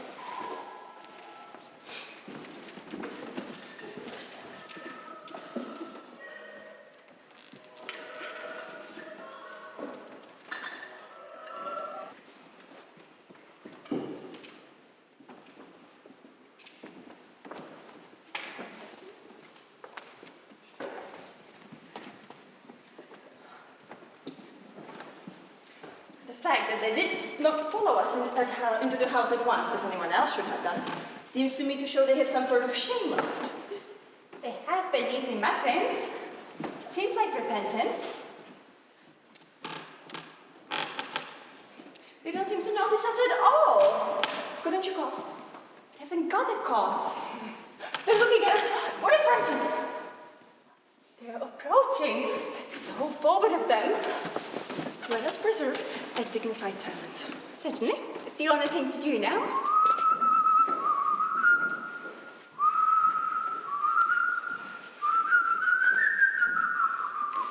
This dignified silence seems to have produced an unpleasant effect. Most distasteful one. But we will not be the first to speak. Certainly not. Mr. Wording! Kindly answer me this question. Much depends on your reply. Your common sense is invaluable, Gwendolyn. Mr. Moncrieff, kindly answer me this following question. Why did you pretend to be my guardian's brother? Well, in order that I may have the opportunity to meet with you. That certainly seems like a satisfactory explanation, does it not? Yes, dear, if you can believe him. I don't. But that does not change the wonderful beauty of his answer. True. In matters of grave importance, style, not sincerity, is the vital thing. Mr. Wording,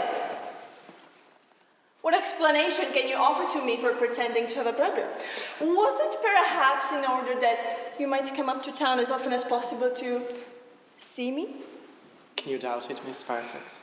I have the gravest doubts upon the subject, but I intend to crush them. This is no time for German skepticism. Their answers seem satisfactory, especially Mr. Wording seems to have a stamp of truth upon it. I'm more than content with what Mr. Moncrieff said. His voice alone inspires one with absolute credulity. Then you think we should forgive them? Yes. I mean, no. I had forgotten. There are principles at stake that cannot be surrendered. Which of us should tell them? Their task is not a pleasant one. Could we not both speak at the same time? An excellent idea. I almost always speak at the same time as other people. Will you take the time from me? Certainly. Your Christian names are still an inseparable barrier. That is all. Our Christian names, is that all? But we're going to be christened this afternoon. For me, you are prepared to do this terrible thing. I am. To please me, you're prepared to face this fearful ordeal. I am. How absurd to talk of the equality of sexes.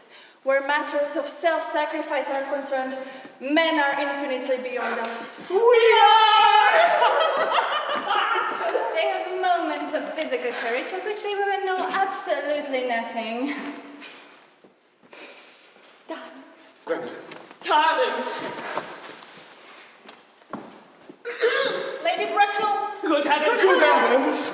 Gwendolyn, what does this mean? Merely, Come here. merely that I am engaged to be married to Mr. Wedding, Mama. Come here. Come here immediately. Sit down.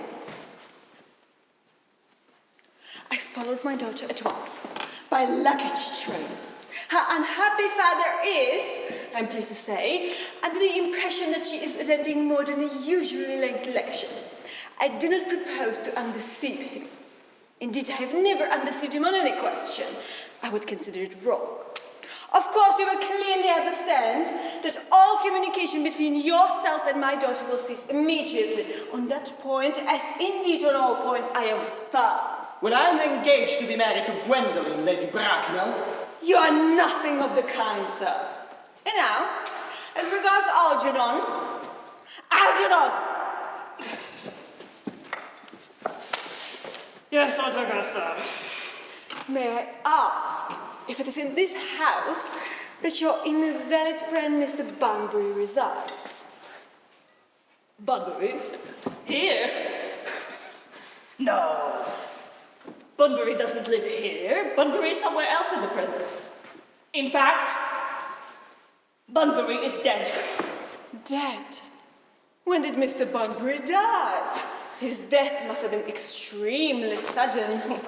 I killed Bunbury this afternoon. Bunbury died this afternoon. What did he die of? Bunbury? He was quite exploded. Exploded? Was he the victim of revolutionary outrage? I was not aware that Mr. Bunbury was interested in social legislation. If so, he is well punished for his morbidity.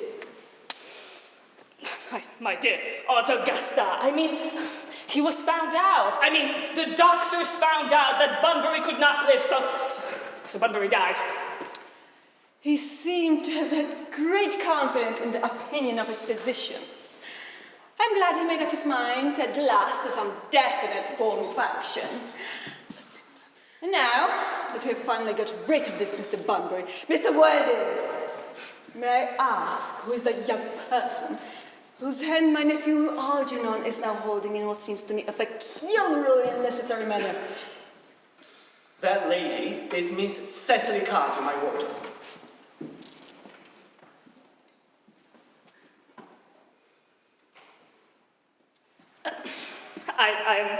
I am engaged to be married to Cecily, Aunt Augusta. I beg your pardon. Mr. Moncrieff and I are engaged to be married, Lady Bracknell. The number of engagements that go on in this part of Hertfordshire seems to me a considerably above the proper average. I think some preliminary inquiry on my part would not be out of place. Mr. Worthing, is Miss Cardew at all connected to any of the large railway stations in London? I merely desire information. Until yesterday, I had no idea that there were families, or persons, whose origin was a terminus. Miss CECILY CARDEW is the granddaughter of the late Mr. Thomas Cardew, here's his card, from 149 Belgrave Square, South Wales, Gavers Park, Dorking, Surrey, and the Sporran, Fifeshire, North Britain. That seems satisfactory. 3 addresses always inspire confidence, even in tradesmen. But what proof have I of their authenticity? You'll be glad to hear that I preserve carefully the court guides all the time. They're open to your inspection, Lady Bracknell.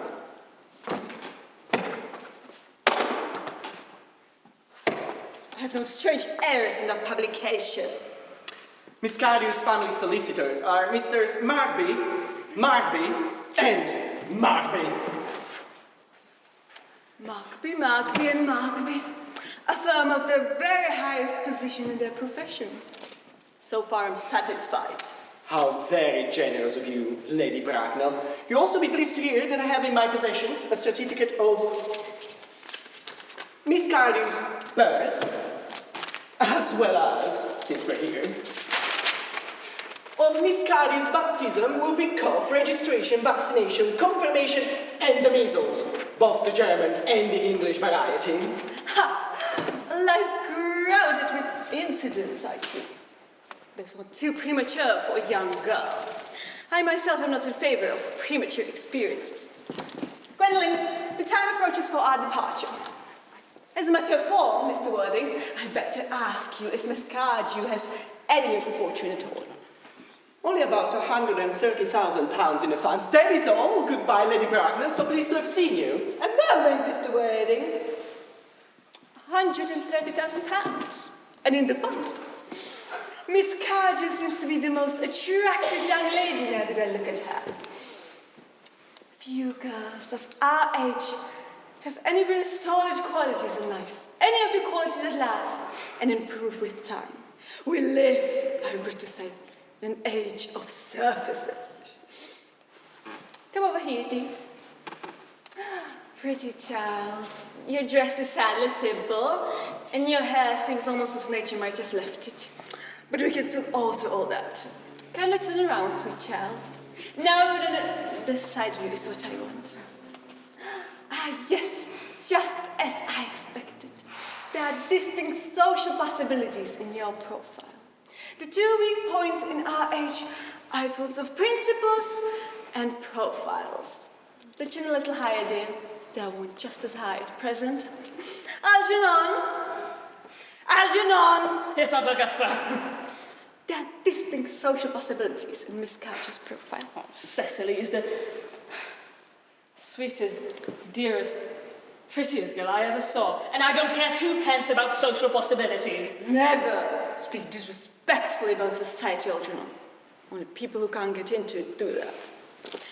Dear child, of course you know that ALGERNON has nothing but his debts to depend upon. But I do not approve of mercenary marriages. When I married Lord Bracknell, I had no fortune of any kind. But I never dreamed of allowing that for a moment to stand in my way. Well, I suppose I must give my consent. Thank you, Aunt Augusta. Cecily, you may kiss me.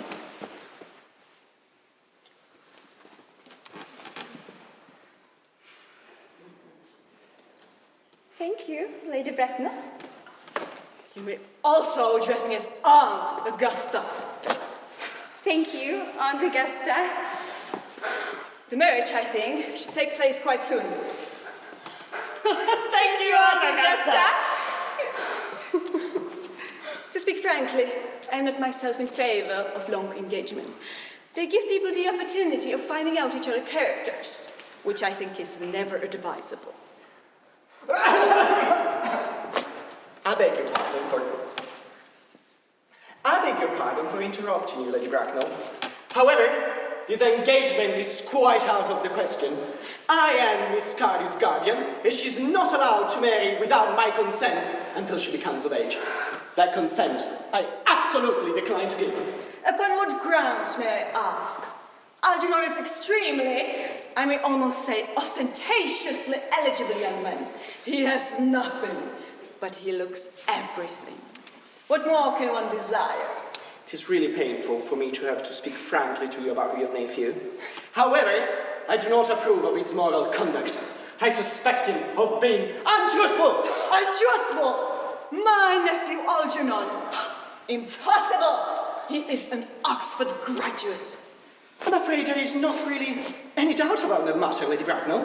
This afternoon, during my temporary absence in London on an important matter of romance, he obtained entrance to my house under the false pretenses of being my brother. Continuing his disgraceful deception, he succeeded in the course of the afternoon of alienating the affections of my only ward. He subsequently stayed for tea and devoured every single muffin! What makes his conduct even more heartless is the fact that he knew from the very start that I have no brother, that I've never had a brother, that I certainly do not intend to ever have one of any kind. I explicitly told him so myself yesterday afternoon. Mr. Worthing, after careful consideration, I had decided entirely to overlook my nephew's conduct to you. How very kind of you, Lady Bracknell. However, my decision is quite irrevocable. I decline to give my consent. Come over here, dear. Sweet child, how old are you? Well, I only just turned 18, but I always admit to 20 when I go to evening parties.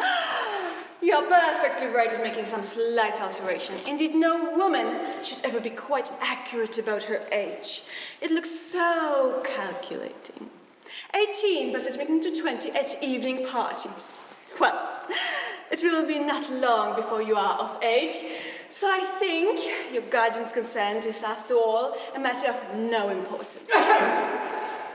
Pray excuse me for interrupting you again, Lady Bracknell. However, it is only fair for me to tell you that according to her grandfather's will, Cecily does not become legally of age until she's 35! That does not seem to me as a grave objection. 35 is a very attractive age. London society is full of women of the very highest birth who have, out of their own free choice, remained 35 for years. I do not see any reason why our dear Cecily should not be even still more attractive at the age you say she is at present. There will be a large accumulation of property. Algie, could you wait for me until I was 35? Of course I could, Cecily. You know I could. Yes, I felt it instinctively. But I couldn't wait all the time. I hate waiting even 5 minutes for anybody. I'm not punctual myself, I know, but I like punctuality with others, and waiting, even to get married, is quite out of the question. Then what is to be done, Cecily? I don't know, Mr. Moncrieff. My dear Mr. Worthing, as Miss CARDEW states positively that she cannot wait till she is 35, a remark which I am bound to say seems to show somewhat impatient nature, I would beg of you to reconsider your decision.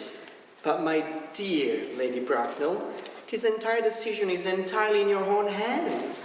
The moment you allow my marriage with Gwendolen, I surely allow my ward to form an alliance with your nephew. You must be quite aware that what you propose is out of the question. Then a passionate celibacy is all that any of us can look forward to. That is not the destiny I propose for Gwendolen. ALGERNON, of course, can choose for himself. Come, dear.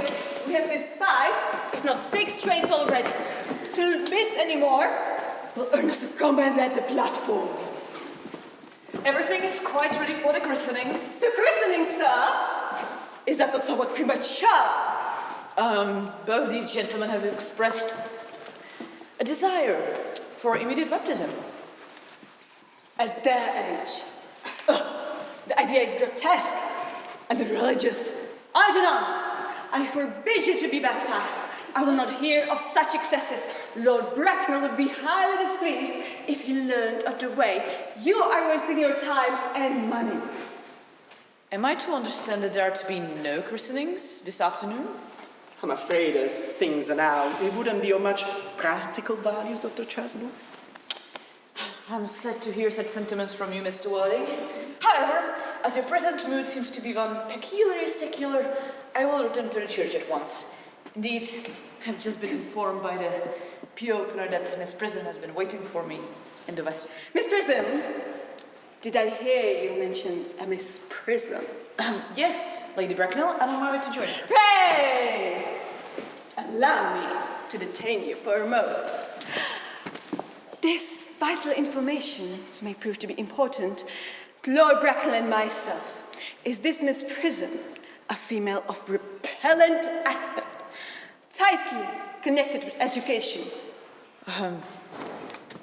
She's the most cultivated of ladies, and very picture of respectability. It is obviously the same person. May I ask what position she holds in your household? I'm celibate, madam. Miss Prism, Lady Bracknell, has been for the past 3 years Miss Cardew's esteemed governess and companion. In spite of what I hear of her, I must see her at once. Let her be sent for. She approaches. She is now. I was told you were expecting me in the vestry, dear Cannon. I have been waiting for you there for 1 hour and 3/4. Prism!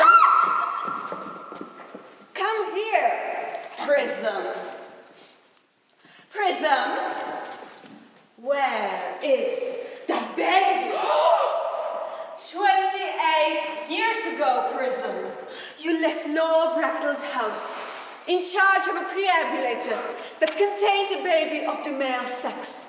You never returned.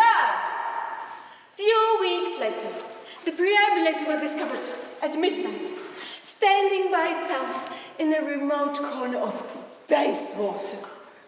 It contained a manuscript of a 3-volume novel with more than usually revolting sentimentality. But the baby was not there. Prism, where is that baby? Lady Bracknell. I must admit, with shame, that I do not know. I only wish I did. On the morning of the day you mentioned, a day that forever will be branded in my memory, I was preparing as usual to take the baby out of its perambulator. I had with me a manuscript of a work of fiction I wrote during my few unoccupied hours. I also had with me an old but capacious handbag. And during a moment of mental abstraction for which I can never forgive myself, I deposited the manuscript in the bassinet and placed the baby in the handbag.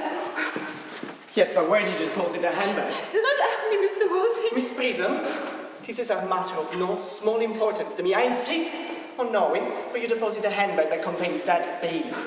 I left it in the cloakroom of one of the London railway stations. What railway station? Victoria, the Brighton line. I must retire to my room for a moment. Gwendolen, wait here for me. If you're not too long, I will wait here for you all my life. What do you think this all means, Lady Bracknell? I did not even suspect Dr. Chasuble. I need to highly tell you that in families of high position, strange coincidences are not supposed to occur. They are hardly considered a thing. Uncle Jack seems strangely agitated. Your guardian seems to have somewhat emotional nature. This noise is extremely unpleasant. It sounds as if he was having an argument. I despise arguments of any kind. They're always loud and often convincing. It seems to have stopped now. I wish you would drive to some conclusion.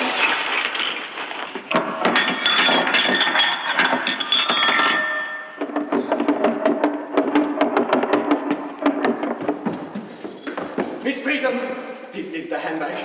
Examine it carefully before you speak. The happiness of more than one depends on your answer.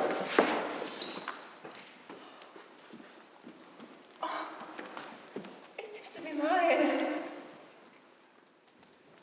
Here is the injury. It received during an upsetting of a Gower Street omnibus in younger and happier days. And here is a stain on the lining, caused by the explosion of a temperance beverage that occurred in Leamington. And here, on the look, are my initials. I had forgotten that in an extravagant mood, I had them placed there. This bag is undoubtedly mine. I am delighted to have it restored to me so unexpectedly. It has been a great inconvenience being without it all these years. Miss Prism, more than the handbag is restored to you, I was the baby that you left in it.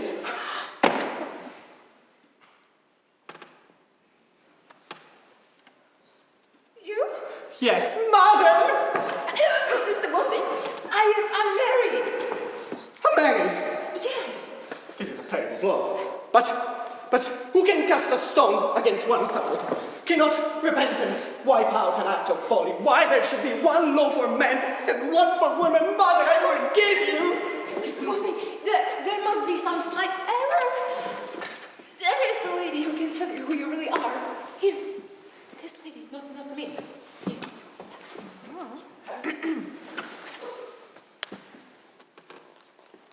Lady Bracknell, I hate to seem inquisitive, but could you kindly inform me on who I am?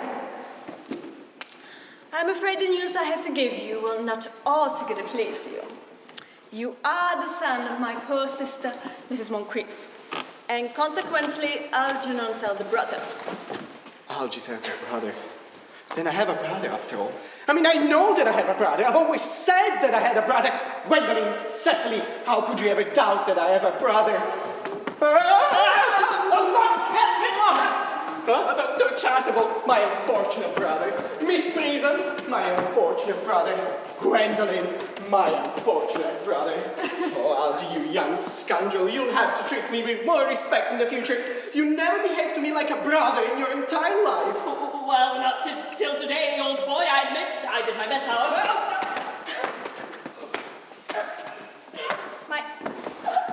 My own! But what own are you now that you have become someone else? What is your Christian name? Good heavens, I almost forgot about that point. Well, let's see.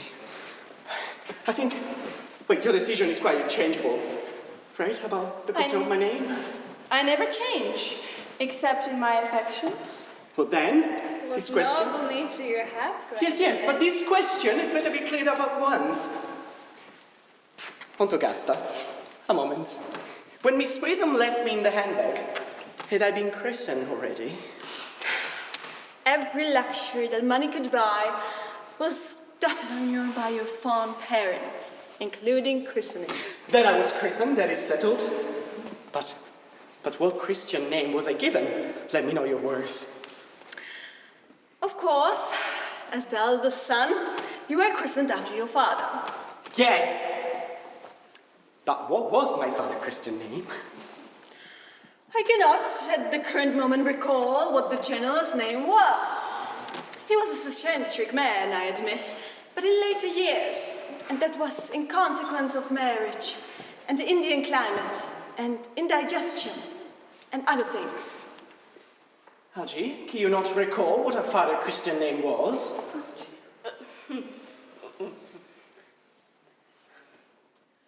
We were never even on speaking terms. He died before I was a year old. His name should appear on the army list of the time, I suppose, on Togasta. The general was a man of peace, except on his domestic life. But I don't doubt that his name would appear in any military directory. The army list of the last 40 years are here. This should have been my constant study. Head generals, Macbeth, Macduff, Mugley, what ghastly names they have, Marby, Mixby, Moncrieff, Lieutenant 8040, Captain, Lieutenant Colonel, General 1869, Christian names! Ernest, John! I've always told you, Gwendolen, that my name was Ernest, didn't I? Well, it is Ernest after all. It naturally is Ernest. Yes, I remember now. The general's name was Ernest. I knew I had some particular reason for disliking that name. My own Ernest, I felt from the first you could have no other name.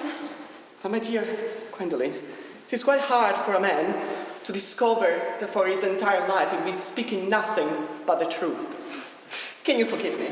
I can, for I know that you are sure to change. Oh, my only one. Letitia? Frederick. At last. Cecily! At last. Gwendolen, at last. My nephew, you seem to be displaying signs of triviality. On the contrary, Ontogasta, for now I've realized, for the first time in my life, the vital importance of being earnest.